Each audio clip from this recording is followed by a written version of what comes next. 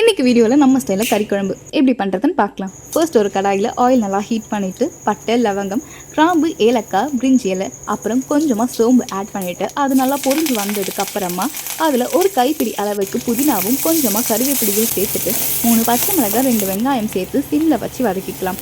தேவையான அளவுக்கு உப்பு, அது கூடவே ஒரு தக்காளி ஆட் பண்ணிவிட்டு நல்லா ஸ்லோ ஃப்ளேமில் குக் பண்ணிக்கலாம்.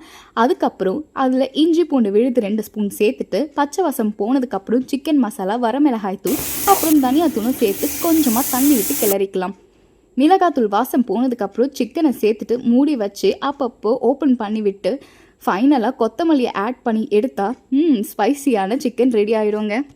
இந்த சிக்கன் கிரேவி நல்லா ஸ்லோ ஃப்ளேமில் வச்சு குக் பண்ணால் ரொம்பவே அல்டிமேட்டாக இருக்கும். அதுவும் இட்லி கூட கறி குழம்புனா சொல்லவே தேவையில்ல, சூப்பர்பான காம்பினேஷன். இந்த சிக்கன் கிரேவின்னு இல்லைங்க, எந்த ஒரு ரெசிபீஸுமே ஸ்லோ ஃப்ளேமில் நல்லா டைம் எடுத்து நமக்கு பிடிச்சவங்களுக்காக ரொம்பவே ஆசையாக செய்யும் பொழுது அதோட ருசி இன்னுமே சூப்பராக இருக்கும்னு சொல்லுவாங்க. நீங்களும் ட்ரை பண்ணி பார்த்துட்டு எப்படி இருக்குன்னு மறக்காமல் கமெண்ட்டில் சொல்லுங்கள். கூடவே ஃப்ரெண்ட்ஸ் அண்ட் ஃபேமிலிக்கு ஷேர் பண்ணிவிட்டு ஃபாலோ பண்ணவும் மறந்துடாதீங்க.